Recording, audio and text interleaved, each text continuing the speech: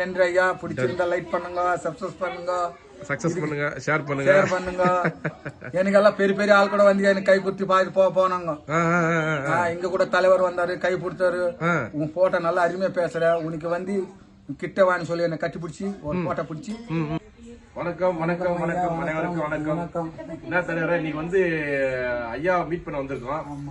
ரொம்ப நாள் ஆச்சு, ஒரு 10 நாள் இருக்கும் நான் மீட் பண்ணி. ஆமா ஐயா, ஒரு வாரத்துக்கு மேல ஆகி போச்சு. நிறைய பேர் கேட்க ஆரம்பிச்சு, நிறைய பேர் என்ன வந்து வயல பாத்தாங்க, இன்னும் வீடியோ வரல. எல்லாருக்கும் வணக்கம் சொல்லுங்க ஐயா. வணக்கம். வந்திருக்கிறேன், வீடியோல தான் வருவேன் நான் எப்பனும்.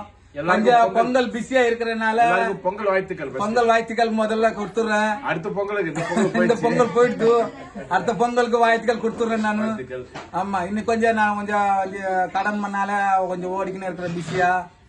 இந்த மாதிரி மணி ஊசி வாங்கி தான் நம்ம புத்தம்பனாடி வியாபாரத்துக்கு போறோம். ஐயாவுக்கு வந்து வீடியோ பிடிக்கிறனால வந்து அவருக்கு பார்த்தேன். ஐயா வந்து வீடியோ பிடி சொன்னிதான் இப்ப நான் லீவ் போட்டேன். கொஞ்சம் உடம்பு டயர்ட் இருக்கிறனால தான் இன்னைக்கு இருந்துட்டேன். நாளிலிருந்து என் சமையல் வேற லெவல்ல தான் இருக்க போகுது. நீங்க பாக்குற இடத்துல எல்லாம் நீங்க கேக்குறீங்க, என்ன பாருஞ்சான் எப்படி இருக்கிற, வீடியோல நீ தானே வர. இம்மா பிள்ளைங்க கேட்ட கூட இப்ப தெரிஞ்சு போச்சு. முதல்ல வந்து யாருன்னு எனக்கு தெரியாது. இப்ப வண்டியில கார்ல பஸ்ல போனா அப்படியே பாதியில டவு பண்ணி மறுபடி வர்றாங்க. நாங்க பயந்துடுறோம். என்னம்மா போன கார் திரும்பி வருதுன்னு எங்க வீட்டுக்காரமா கேட்கும். இருமா என்ன நம்ம ஒன்னும் தப்புன்னு தான் பள்ளிய என்னன்னு தான் கேட்போம்னு சொல்லி நான் திடீர் வந்து கேட்போம். என் வீடியோல இருந்து தானே வரேன், நல்லா அழகா பேசுறப்பா, குடும்பத்தை பத்தி நல்லா சொல்ற, வாய்க்கால நல்லா பேசி சொல்ற, பொருள் சமையல் வந்து கூட நல்லா பண்ற. அதனால கேட்கும்போது எனக்கு ஒரு சந்தோஷம் இருக்கட்டும் ஐயா.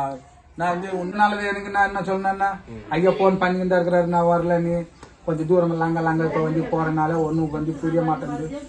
அதனாலதான் நாளிலிருந்து வீடியோ போடுறமான்னு சொல்லி ஒரு அம்மாக்கு சொல்லுங்க. அதாவது உங்களை வந்து டிஸ்டர்ப் பண்ணாம வீடியோ போடணும். ஃபர்ஸ்ட் தொழில் தான் முக்கியம். ஆனா எப்ப ஃப்ரீயா இருக்கீங்க அப்பதான் நம்ம போடுவோம். பொங்கலுக்கு வந்து இவரு நிறைய கொஞ்சம் பிஸியா இருந்தாரு.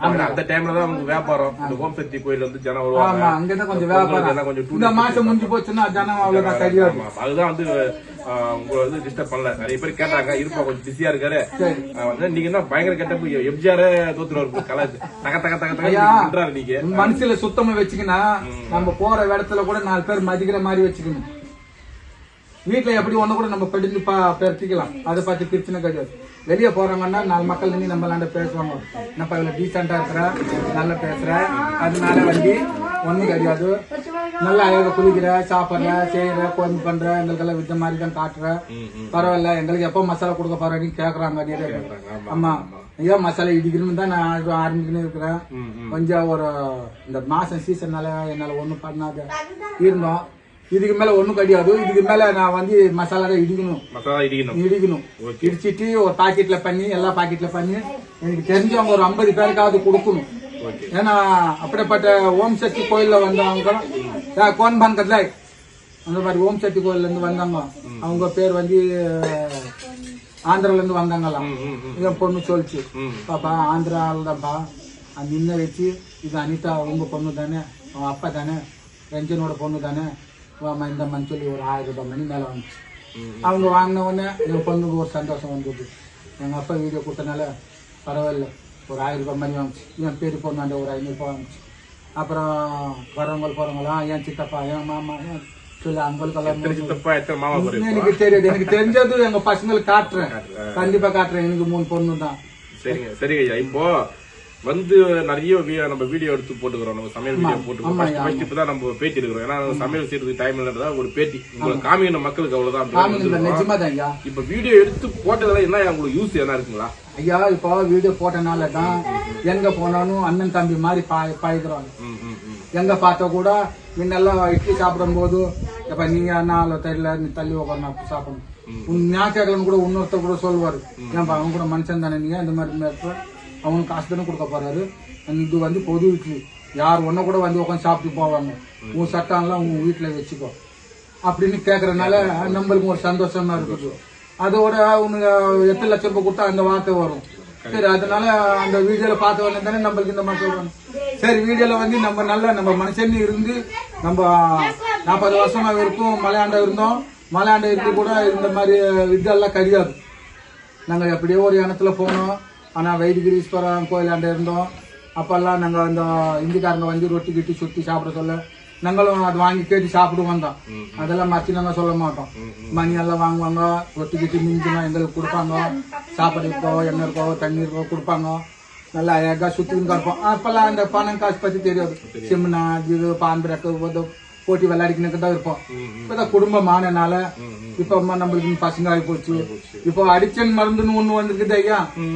நிறைய பேர் சாப்பிட்றாங்கனாலே சர குடிச்சிட்டு உயிங்கி அது அந்த விழுமரம் தான் ரொம்ப போடுறாங்க. இது வரைக்கும் நாங்க அதெல்லாம் சாப்பிட்டது கிடையாது. எங்களுக்குன்னு ஒரு மனசாட்சி இருக்கு. நம்மளுக்கு புள்ளங்க இருக்கிறாங்க, புள்ளங்க பேரங்க இருக்கிறாங்க, இது இருக்குது. அதெல்லாம் நினைச்சு பார்த்தாலே அந்த சரக்கு விட்டு தூரமா வந்துருவோம். ஏன்னா இப்ப போடுற சரக்குல வந்து ரொம்ப பவுடர் அதிகமா போட ஆரம்பிச்சிட்டாங்க. எவ்வளவு குடிச்ச கூட உடம்புல வந்து ஏறுற மாதிரி இல்ல. ஆனா எப்படிப்பட்ட ஆள் கூட ஒருங்கி போடுறாங்க, வய மேலே உயிர் சாத்தி போடுறாங்க. அதான் இப்ப நம்ம மக்களுக்கு நிறைய அந்த குடிப்பழக்கம் நிறைய இருக்குது. ஆமா, குடிப்பழக்கம் நிறைய வந்து கொஞ்சம் கொஞ்சமா போற கூட கொஞ்சம் அட்வைஸ் பண்ணுவேன். சில பேர் உடம்பு வலிங்கிறாங்க, உடம்பு ரொம்ப டயர்ட் ஆயிடுது, நாங்க போறோம் டயர்ல போட்டுறோம். ஆமா, அப்படின்னு போடுறதுனாலதான் வந்து கண்ணம்மண்ணா வண்டி ஓட்டுறாங்க. ஒரு ஃபங்க்ஷன்ல பண்ணலாம், ஒரு ஃபங்க்ஷன்ல வந்து சாப்பிடலாம், அது பெரிய விஷயம் கிடையாது. இப்ப நிறைய பேர் சாப்பிட ஆரம்பிச்சிட்டாங்க. இந்த எங்க போன கூட வெறும் குடிதான் அதிகமா. முன்ன வந்து அந்த பாட்டிலுங்கெல்லாம் தூக்கி கடை சுடுவாங்க. ஓடிக்கிற இடத்துல வந்து இந்த விவசாயிங்கெல்லாம் போனாங்கன்னா, மாடு ஓட்டிக்கின்னு போனாங்கன்னா, நாங்களும் வேட்டைக்கு முன்ன போயிங்க நின்னாங்கனால இல்ல காலில் எல்லாம் கீச்சு கீச்சு. இப்ப பார்த்தா கோயிந்த ஆட்டமா பத்திரமா அந்த 10 ரூபாய் பாட்டில் வச்சிருக்காங்க. கரெக்டா அது 12 மணி திறந்த உடனே தான் அந்த பாட்டில் எத்தனை நாள் குடிச்சோமோ அந்த பாட்டில் ரிட்டர்ன் போட்டு இன்னொரு பாட்டில் வாங்கி குடிச்சுக்கிறாங்க. சரி தலைவர், என்ன எப்போ அந்த மசாலா மக்கள் கண்ணுல காமிக்க போறீங்க? மசாலா வந்து இன்னொரு 3 நாளுக்குள்ள நான் தயாரிப்பு பண்ணுன்னு சொல்லி பொருள் எல்லாம் ரெடி பண்ணி வச்சுட்டேன். அதனால கொஞ்சம் பொருள் வாங்குறதுக்கு தான் இந்த மாதிரி வியாபாரத்துக்கு நான் போறேன். வண்டியா? ஆமா, இதுதான் எனக்கு சோறு போடுற வண்டி. ஆட்டோ வந்து எம்ஜிஆர் படத்தை ரிச்சாக்காரன்ல வச்சுக்கிற ரிச்சா மாதிரி இருக்கு. ஆமா, எம்ஜிஆர் ரிஸ்கா தான் ஓட்டினாரு. எதனால எம்ஜிஆர் ஓட்டினாருன்னா நம்ம மக்களுக்கு ஒரு கை பிடிக்கணும், அவங்க உள்ளத்துல வரணும்னாலதான் ரிஸ்கா ஓட்டினாரு. அதாவது ரிச்சா ஓட்டுறதும் ஒரு தொழில் தான் அப்படின்றத காமிக்கிறதுக்காக ரிச்சாக்காரன் போட்டாரு. எந்த தொழில் செஞ்சாலும் அந்த தொழிலுக்கு வந்து துரோகம் பண்ணாது சாப்பிட்டா உடம்புக்கு நல்ல வலியாத நம்ம சிங்கம் மாதிரி நிக்கும். ஆமா, இத வந்து துரோகம் பண்ணி சாப்பிடுறவங்க இருந்தாங்கன்னா அவங்க ஒண்ணுத்துக்கும் புரோஜனம் கிடையாது. இந்த சொக்கலிங்கத்துக்கு அடிச்சிட்டு ஒரு கிளாஸ்ல சாப்பாடு சொல்லி சோறு பதில நம்ம இது போட்டிக்கலாம், நம்ம காசு போட்டு சாப்பிட வச்சாங்கப்பா, அது மாதிரி பண்ணக்கூடாது. சரி ஐயா, நம்ம ஊர்ல நீங்க வந்திருக்கீங்க, எல்லா மக்களும் வந்து கேட்டிருக்கிறாங்க. மசாலா கேட்டனால கண்டிப்பா நான் இடிச்சு தரேன். இடிக்கிறது ஐயா எங்களுக்கு கொஞ்சம் பக்கம் பலமா கொஞ்சம் இருந்தா கண்டிப்பா அது மாதிரி அந்த கிராம் போட்டி நான் பாக்கெட் பண்ணி என் மக்களுக்கு சாப்பிட வச்சுட்டு அப்புறம் அவங்க எனக்கு பேர் கொடுக்கணும். அதனால நான் சொல்லி ஏமாத்துற மாதிரி ஆகி போச்சுன்னு அவங்க நினைக்கிறாங்க. நான் போடுற மசாலா கோயம்பு 3-4 பேருக்கும் வந்து கெடாது. ஏன்னா அதுல வந்து காரம் சாரமா நல்லா அருமையா இருக்கும். இங்க வந்து தக்கிஞ்சாரு.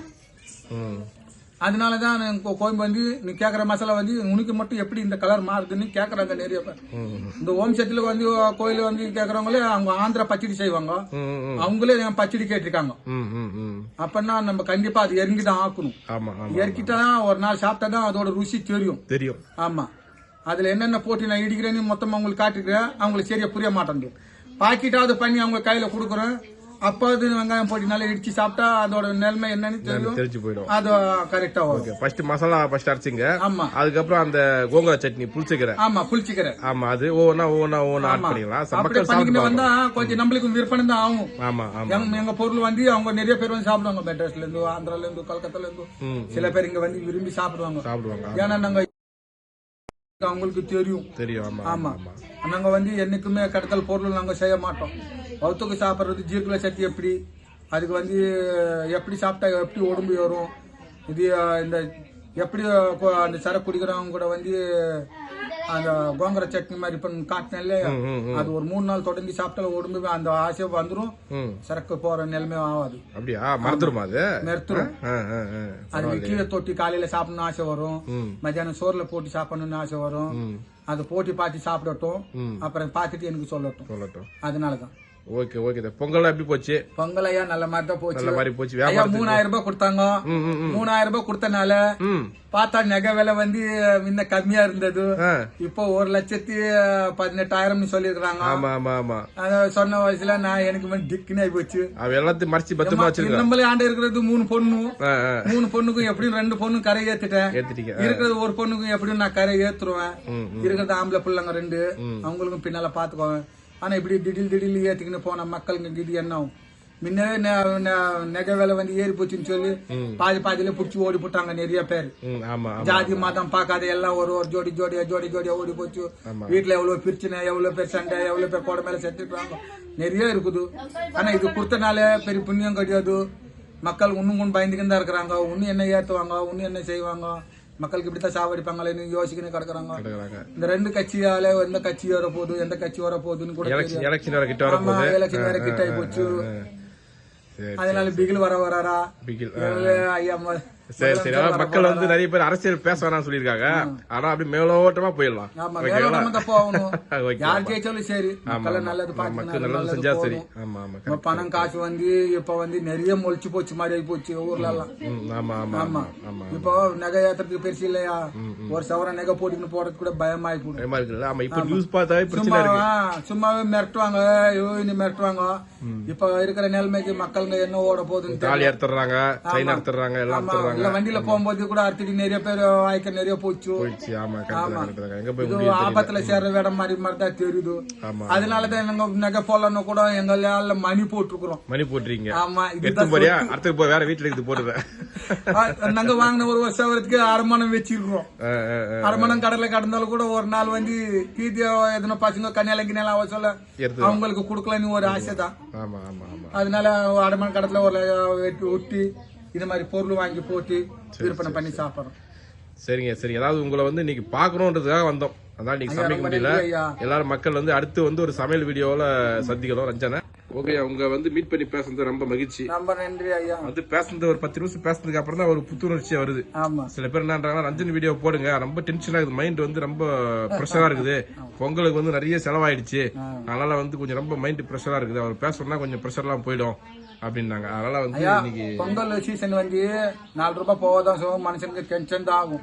ஏன்னா நம்ம இத்தனை நாளா பண்டாட்டிக்கு வந்து ஒரு புடவை எடுத்து கொடுக்கல, நகை எடுத்து கொடுக்கல, பசங்களுக்கு ட்ரெஸ் எடுத்து கொடுக்கலன்னு சொல்லி கோவமா இருக்கும். நல்ல நாள் வரட்டும் நம்ம பாத்துக்கலாம், அப்பா கவனிச்சுக்கலாம்னு சொல்லிதான் அன்னைக்குதான் நம்மளுக்கு போட்டி மைண்ட்ல போட்டி நோண்டுவாங்க அவங்க எல்லாம். அந்த கடைக்கு வரணும், இந்த கடைக்கு வரணும், இந்த ஜவுளியில போகணும், அந்த ஜவுளியில வரணும், இந்த ஜவுளியில போய் அந்த ஜவுளியில வரணும், நல்லா குறைச்சல கொடுத்துட்டு அவங்களுக்கு வாங்கி கொடுத்துட்டு அந்த வேலை முடிச்சுட்டு நம்ம போய் ஆபீஸ்ல உட்காந்துதான் அந்த தூக்கமே வரும்.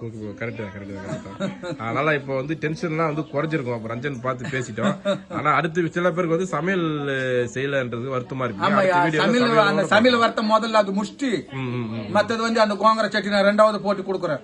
அதுல டப்பில ஒரு நாள் விற்பனை பண்ற மாதிரி செஞ்சுடுறேன். சரிங்க சரிங்க. ஆமா, நல்ல கிண்டி நல்லா போட்டு டப்பில போட்டு அவங்க கீழே தொட்டி சாப்பிடுற மாதிரி நம்ம போட்டோ வச்சு அப்படியே கொடுத்துடலாம். Okay okay okay okay. ரொம்ப நன்றி ஐயா. ரொம்ப நன்றி ஐயா. ஓகே, எல்லாரும் பாருங்க ரஞ்சன் வந்து இன்னைக்கு நான் வரலன்னு சொல்லி கோச்சிக்காதீங்க. இன்னைக்கு நான் கொஞ்சம் நாள் பிஸி ஆகி போட்டேன். இந்த ஒரு மாசம் இருக்கும். ஏன்னா இந்த விற்பனைனால வியாபாரத்துக்கு ஓடி போடுறேன் நானு. இது ஓடுனதான் எனக்கு 4 ரூபாய் கிடைக்கும் இந்த நல்ல நாளுக்கு. அப்பதான் கொஞ்சம் வலியல் கொஞ்சம் வாங்கி போடுவாங்க, இல்ல பொருள் கொஞ்சம் வாங்குவாங்க. தெரிஞ்சவங்க எல்லாம் காத்திருப்பாங்க, என்னப்பா நம்ம அந்த கடைக்காரப்பா ஆள் வரலையே, வந்தா எதனா வழியெல்லாம் போட்டுக்கலாமே அப்படின்னு சொல்லி வீட்டோட போய் குடுக்கறது அது விஷயம் வேறனா. சரி சரி சரி. தைப்பூசம் திருப்பூர் வருவாங்க, நல்ல கூட்டம் அதிகமா வருவாங்க. தைப்பூசைக்கு வருவாங்க, திருப்பூர் கூட்டம் அதிகமா வருவாங்க. வந்து ஒரு கடை போட்டுடலாம். ஓகேங்களா? சரி ஐயா. சரி ஓகே ஐயா. ரொம்ப நன்றி ஐயா. பிடிச்சிருந்தா லைக் பண்ணுங்க, சப்ஸ்கிரைப் பண்ணுங்க, சக்சஸ் பண்ணுங்க, ஷேர் பண்ணுங்க. எனக்கு எல்லாம் பெரிய பெரிய ஆள் கூட வந்து எனக்கு கை குத்தி பாத்து போனாங்க. இங்க கூட தலைவர் வந்தாரு, கை பிடிச்சாரு.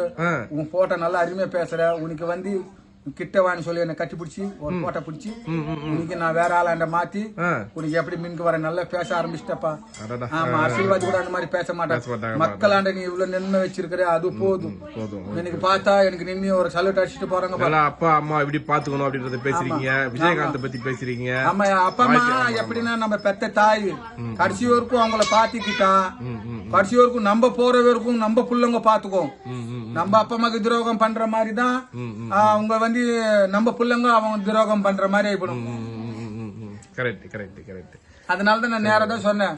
சரி இருக்கிறதெல்லாம் நான் அனுபவிச்சு அவங்க அப்பா அம்மா எல்லாம் நல்லதா அனுப்பிச்சிட்டேன். என்னன்னா நான் இப்ப தனியா இருக்கிறேன், தனியா ஆகல, இப்ப குடும்பம் தனியா இருக்கு. எனக்கு இன்னும் அப்பா அம்மா மாதிரி குழந்தைங்க நிறைய பிறந்திருக்கு. இருக்காங்க.